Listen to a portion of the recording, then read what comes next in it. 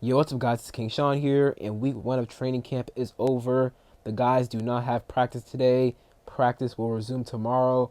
It's the first day where fans are allowed to attend. I will be there, so I'll get a lot of clips and stuff, and once I come back home, I'll put a video together and break down what I noticed from practice. But in today's video, I want to go over 5 standouts from week 1 of training camp, and I'll also mention some honorable mentions at the end as well.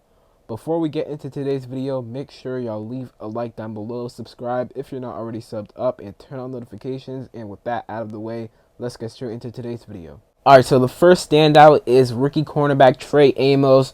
Trey Amos has been impressing thus far through the first 3 days of training camp, and he was even impressing during OTAs and mandatory minicamp back in the spring. So throughout the offseason thus far, training camp and OTAs and mandatory minicamp, like I just said, Trey Amos has been nothing but amazing, man. He's been so good in practice. Yesterday, he had an interception on Jaden Daniels in the red zone, and before that, he was doing a good job of staying with his guys. He even had a couple pass breakups. So, man, Trey Amos, he is going to be so good for us. Like, so good for us.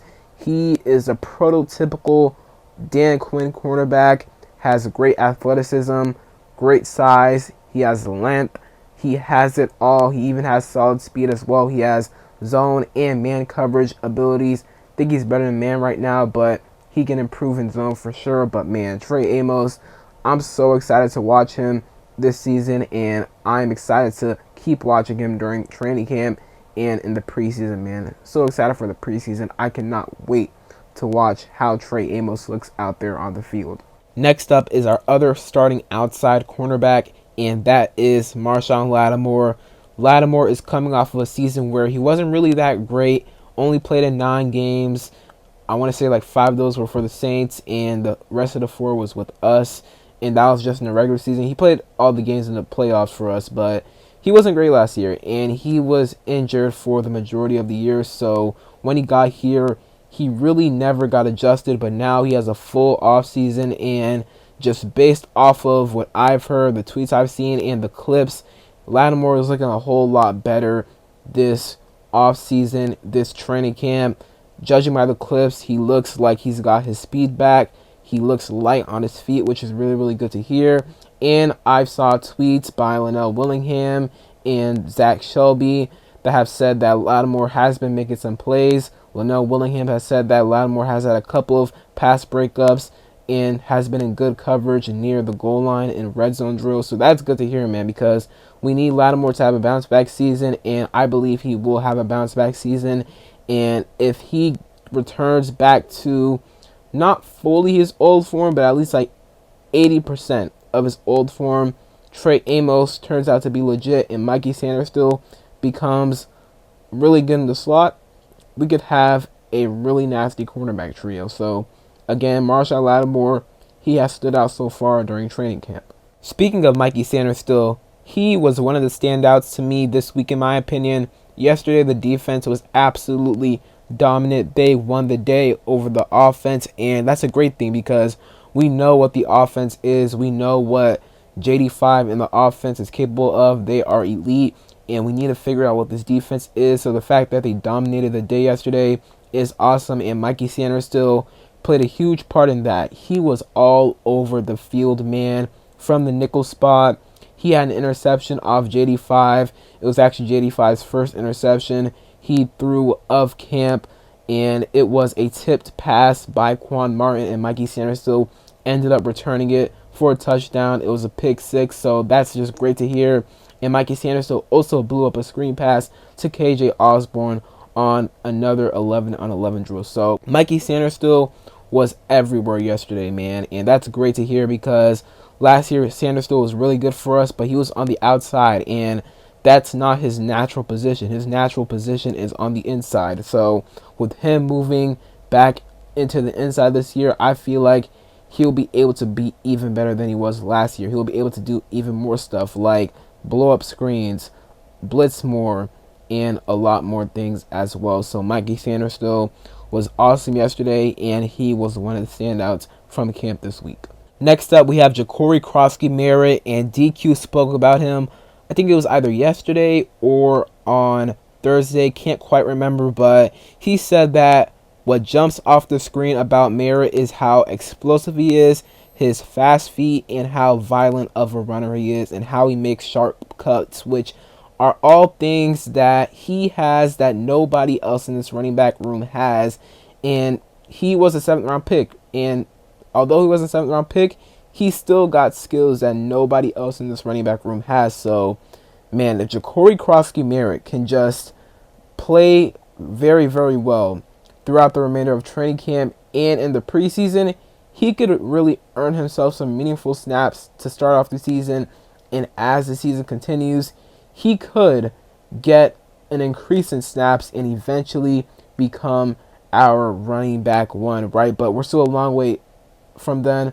But right now, Jakori Kroski Merritt, he's been performing very, very well in training camp. Hopefully that continues in the preseason. On the first day of camp, he had a really nice rushing touchdown.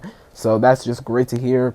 So Jakori Kroski Merritt, man, he's one of the guys that has had a really good training camp thus far. And then the last standout I want to talk about in depth is UDFA receiver Jakori Brooks. He stood out greatly during the first 2 days of training camp. On day 1, he had 2 touchdowns, one from Jaden Daniels and the other from Marcus Mariota. And on the second day, he had another touchdown. So this is a guy who was in the running for the receiver 6 spot, and he's in competition with KJ Osborne, Chris Moore, and Michael Gallup. And right now, it kind of feels like he's in the lead. Now, maybe it's Michael Gallup because, you know, he has connection with DQ, and he's one of the bigger receivers. Although he's not like super big, he is one of the bigger guys. But Jakori Brooks, he is 6'3", 195, so he does have size as well.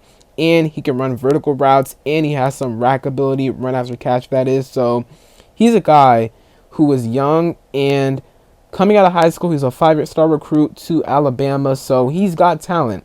The reason why he went undrafted is because he tested very poorly. He ran like a 4.6, I'm pretty sure, which is not good at all. But when you watch his tape, you see his talent, and he could be something in the NFL. And right now, during training camp, he's showing that he can be a receiver in this league, and he's competing for that receiver 6 spot. So he has a really good chance of getting it as well, especially if he keeps on performing like he has during training camp so far. So again, Jakori Brooks has been a massive standout, might have been the massive standout from training camp this week. Now for some honorable mentions. To me, the entire safety room is an honorable mention. Quan Martin, Will Harris, and Tyler Owens have all made plays within the first 3 days of camp. Yesterday, Quan Martin made a tip, and it fell into Mikey Sanders' hands, and Mikey returned it for a touchdown, pick 6. I mentioned that a little bit earlier, and it was Quan Martin who made that play on Zach Ertz, a pass from Jaden Daniels, right? So Quan Martin, this is a big year for him. I have high hopes for him. Joe Wood Jr. has high hopes for him. He believes that Quan Martin could have a breakout year. So super excited to see what Quan Martin does this year, as well as Will Harris, who we signed to a 2-year, $8 million contract this year, this offseason. And he's been flying around so far in training camp. He's been looking really, really good. On the second day, he almost intercepted a pass from Marcus Mariota, and he literally flew into the play, broke really well on the ball. He just had to come up with the interception, which he didn't do, but it is good to hear positive things about Will Harris. And then Tyler Owens has been getting some first-team reps and had an interception yesterday on Marcus Mariota. So, hey, man, he's a really good special teamer, but now it's time to find out if he can actually contribute on defense. And so far during training camp, he's shown flashes that he can do that this season. And then Deebo Samuel and Chris Moore are the other 2 guys I wanted to mention. Chris Moore, he's a guy that has been standing out since the springtime OTAs and mandatory minicamp. He was making some plays, and throughout training camp thus far, he's made a couple nice plays. I think he had a touchdown on the first day. So he's a guy who's also in the competition for the last receiver spot. I doubt he gets it compared to guys like Michael Gallup and Jakori Brooks, but, you know, he's in the mix for sure. And then Deebo Samuel, he had a touchdown on the first day from Jaden Daniels. Deebo is not listening to the noise, and well, I feel like he is listening to the noise, and he's using that as fuel to motivate himself even more. And I'm just so excited to watch Deebo this year, man. I believe he's going to have a crazy season with Jaden Daniels as his quarterback and with Cliff Kingsbury as his play caller. So that's it for today's video. Hope you guys enjoyed. If you did, leave a like down below, subscribe if you're not already subbed up, and turn on notifications. Comment down below who has stood out to you during training camp thus far. And other than that, it's been King Sean, and I'm out. Peace.